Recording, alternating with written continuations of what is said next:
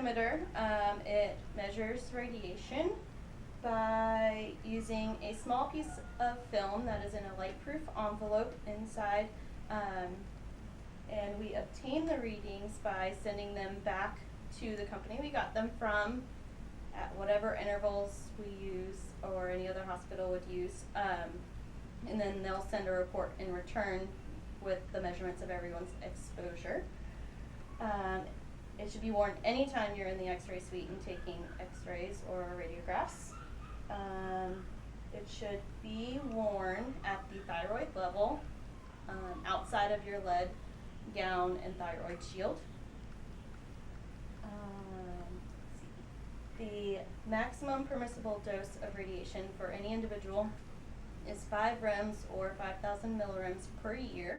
Alright, now we're going to talk about the personal protective equipment that you use in the radiology suite. This includes your thyroid shields, your lead aprons, gloves lined with lead, and it can also include goggles, but we don't have any at our hospital. So right now I'm going to do a gross overview of the items to make sure there are no rips or tears or any damage visible to the naked eye. The shield looks good.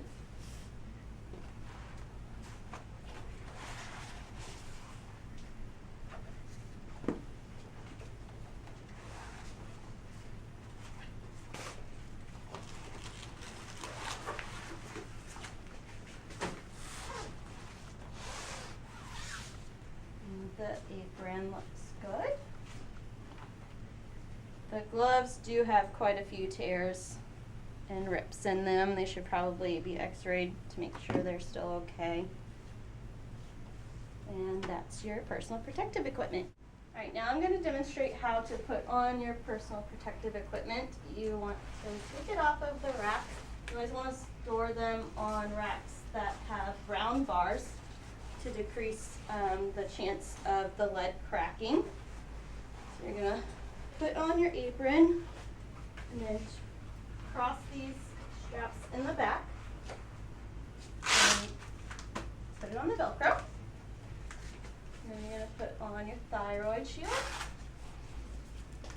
cross your neck, and your badge you want hooked to your thyroid shield. And then your gloves you want to store over a bar or just so that air can flow into them to keep them good. That's how you put it all on. So now we're going to talk about general radiation safety. There are 3 methods of restraint you can use during radiology. One is manual, which is the staff members holding and restraining the animal on the x-ray table. The next is chemical, which would be your sedation or anesthesia. And then the third would be just kind of speaking to the animal in a soothing voice to help keep them calm while they're on the table. There are 3 positioning aids that you can use in radiology. We only have 2 in our clinic. The sandbags you can put them over the neck when they're in lateral recumbency or over limbs to help keep them still. You can also use the V trough to put them in to help keep them steady and aligned. The third would be foam wedges. We don't have those here in our hospital. There are several protective barriers, physical protective barriers that you can use in radiology. This would include your lead-lined walls, your lead-lined doors, your mobile lead curtains, which we use a lot for our dental radiographs. Distance and exposure time can help. You can use those to your advantage to decrease your exposure to radiation. Distance helps by if you stay as far away as possible while still restraining the animal. You reduce the amount of scatter radiation that your body absorbs. For example, if you double your distance from the beam, your exposure or the intensity of the beam drops by a quarter. Time, if you decrease the time and use a little bit higher MAs or the lowest MAs possible for still a diagnostic image, that will decrease your exposure to the radiation tremendously as well. No no portion of anyone should ever come in contact with the primary beam. That's because your protective equipment only protects you from scatter radiation. It doesn't protect you from the primary beam.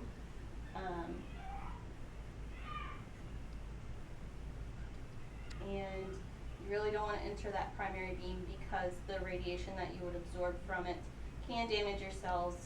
Sometimes your cells can be repaired biologically, or sometimes they're damaged to the point of no repair or even cell death. Non-essential personnel should be absent from the room at all times during exposure. There's no reason for them to be in here or be exposed if they're not important or having to manually hold the animal on the table. You should make every effort to get diagnostic images on your first try. You should always double check all of your settings and positioning and try to only have to expose once. This will help decrease your exposure to the radiation and the animal's exposure to the radiation. Staff members under the age of 18 should not be used in the radiology suite for restraint during exposure because OSHA set a limit on their radiation exposure, and the formula for that is their age minus 18 times 5 rems. And so the number for this would always be a negative number, so no radiation is acceptable for them under the age of 18. Pregnant women should also stay out of the radiology suite. In the first 4 months, the fetus is especially susceptible to the radiation, and there's no threshold that has been identified during any point of pregnancy that is safe for the fetus to be safe from ionizing radiation. All right, so now we're going to do a radius ulna view on Bailey. So we're going to set the machine for the extremity. So it's going to be 80 kVp and 3.5 MAs. There we go. So we're going to go ahead and turn on our light so we can see. Move her around. It's okay, Bailey. It's okay. You're all right, sweetheart. Position, baby. We're going to put a sandbag over her back just to help her feel a little more secure. All right, so now we're going to position Bailey center on the mid shaft of her radius and ulna. We're going to use a spoon wedge to kind of keep her in the right position.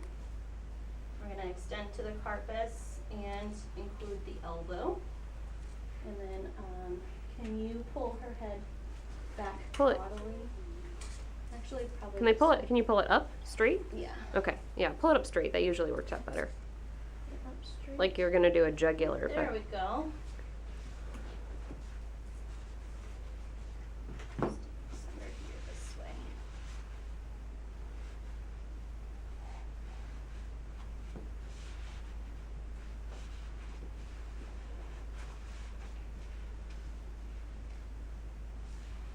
All right, and we have the sandbag on her back, and we're gonna go ahead and take it.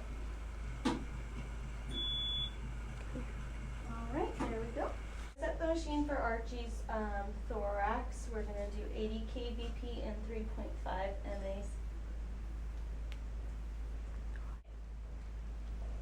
All right, so we're gonna get him positioned for his ventrodorsal. You're okay, Archie. You're okay, buddy. You're okay. Okay. So we want to center on the midline of the caudal border of the scapula. It's okay, Archie.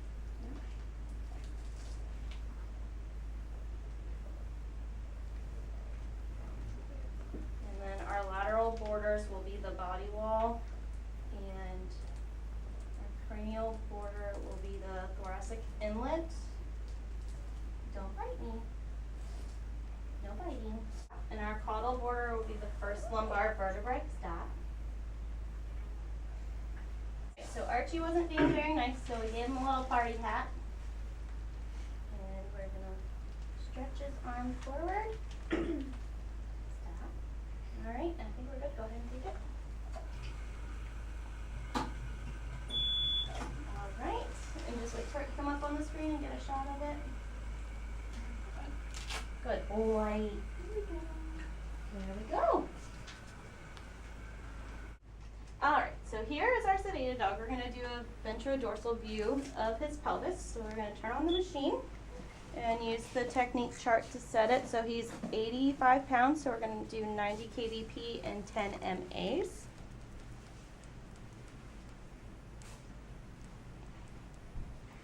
Alrighty. Set this over here. We are going to get him in the trough before we put our gloves on.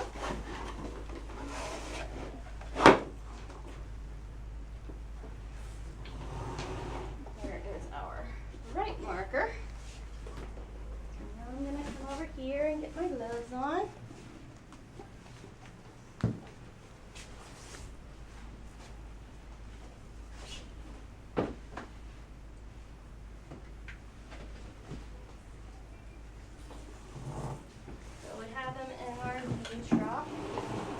Switch him over. So we are going to center on his pubis, and then the collimation is going to be cranial ridge of his ilium, and then the caudal portion will be his stifle.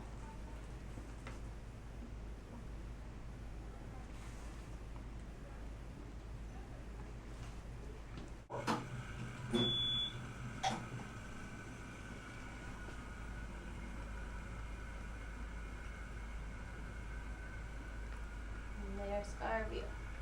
Alright, so I'm going to show you how to retrieve radiographs in our software. So I'm going to go to Patient and Search, and I'm going to type in my dog Bailey's name, Bailey, not Bailey's, and search. And here she is. We used her, or I used her to practice for my practical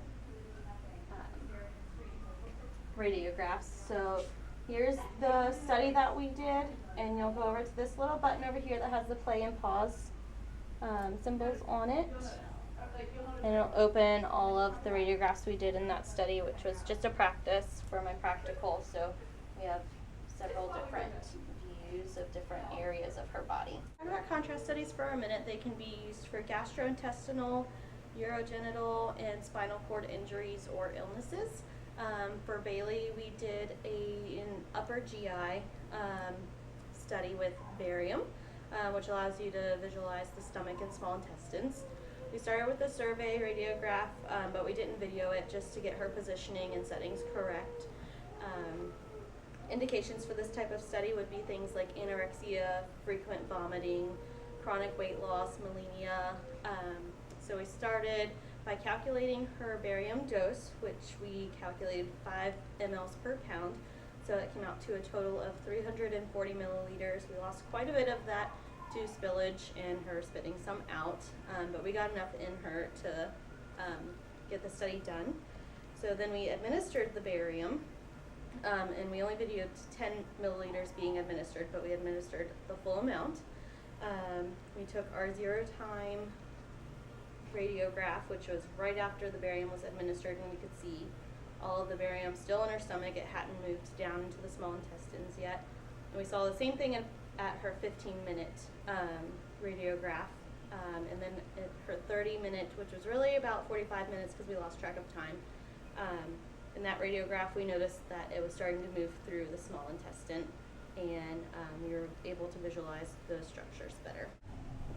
Alright, so we're going to administer Bailey's barium for her contrast study. She's like, oh, this tastes crappy. Just let me know when you got 10 in. Come on, keep going. You're a good girl. We're there. Okay, that's 10? Yep. Okay. So we're going to do Bailey's contrast study. So we're going to turn on the machine, and we are going to find her weight on our technique chart. So she's between 46 and 80 pounds. So she would be at 80 kVp and 5 MAs.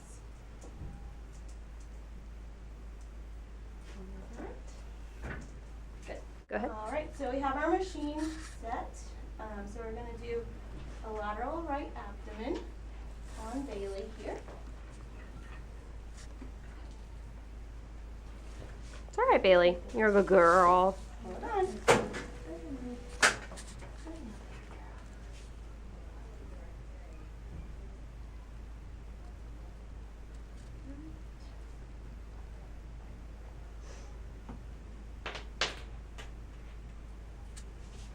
Alright, so we're going to stand as far away as possible and look away.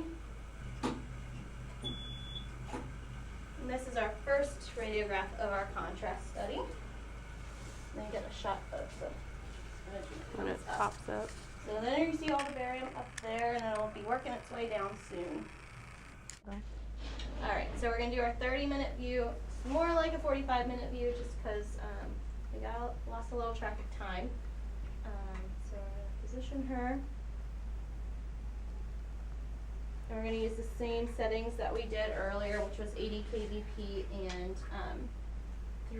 5 MAs. So we're going to go ahead and take the radiograph. And then we're going to wait for it to come up on the screen. So you get a shot of the screen when it comes up. And it looks like the barium's starting to move through. My name is Roxanne Nelson. I'm an LVT and I've been helping Kelsey with her radiology this semester. I think she's been doing a great job. She really understands the importance of protecting ourselves from radiation just because we do this on a daily basis as being an LVT. She's very good about that. She's very good at handling the patients, being very compassionate with them as well, as we position them on the table in all these different positions. I think one thing that she just needs to work on is just the VD pelvis view, just really stretching those back legs and twisting them in a nice straight view. Other than that, I think she's doing a great job positioning everything and being good at just understanding everything about radiology.